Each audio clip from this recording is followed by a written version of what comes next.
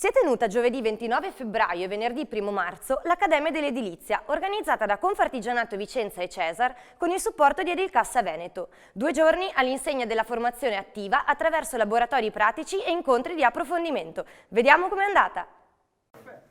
5 workshop e 5 incontri. Questa la proposta formativa dell'Accademia dell'Edilizia di Confartigianato Vicenza, che ha visto una nutrita presenza di artigiani del sistema casa. Da 2 giorni si è svolta al centro congressi dell'associazione e ha coinvolto una serie di esperti del settore.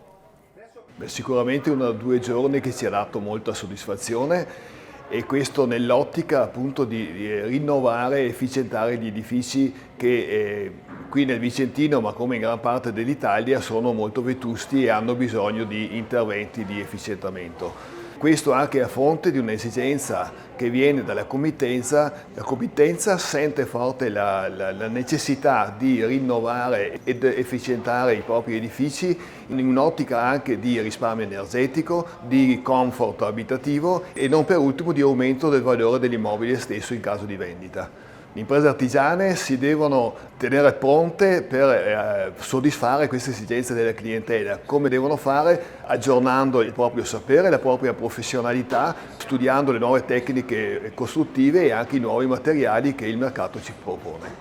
Studio e formazione quindi alla base di questi 2 giorni, che ha mirato anche all'avvicinamento di giovani alla professione.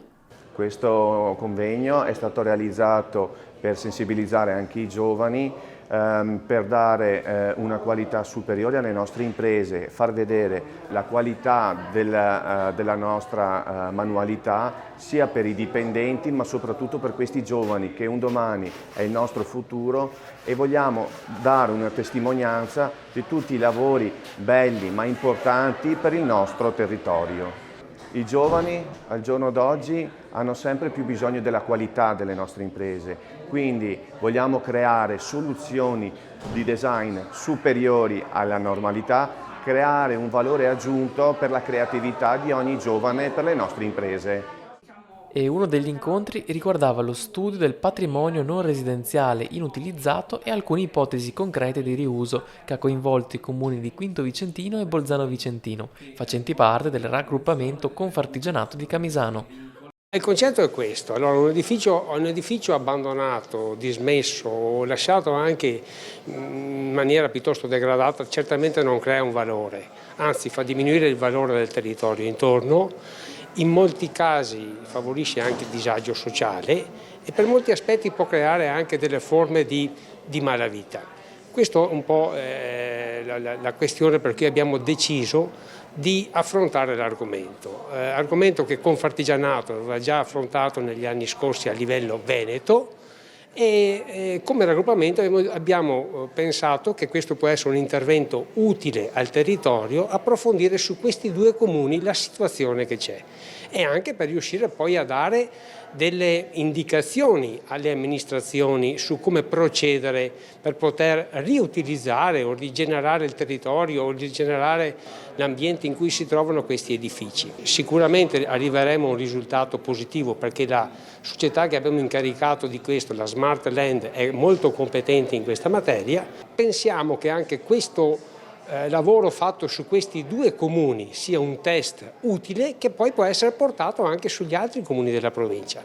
E dallo studio quindi condotto da Smart Land si presentano soluzioni alle preoccupazioni degli amministratori locali. Sono preoccupati di questi grandi vuoti urbani che hanno nei loro centri e che sono di difficile oggi gestione e riutilizzazione. Ovviamente la questione è aprire dei tavoli di dialogo, di dibattito, al fine di pensare a cosa si può fare in quelle aree e soprattutto che strumenti utilizzare. Oggi ne abbiamo molti a disposizione e credo che sia un buon punto di partenza a iniziare questa riflessione adesso qui in provincia di Vicenza. Le amministrazioni pubbliche da sole non ce la fanno e anche perché i progetti di rigenerazione urbana coinvolgono tutti i soggetti che possono essere interessati, coinvolgono la collettività intera. In questo senso le amministrazioni pubbliche oggi devono attivarsi come registi di un percorso dove gli attori hanno ognuno la loro parte da recitare, ma fondamentalmente dentro un disegno globale che è quello di rigenerare il nostro territorio per donare maggior qualità e benessere alla nostra popolazione. una rigenerazione del territorio che passa anche dal punto di vista sociale. Questo uno dei dati emersi dall'indagine.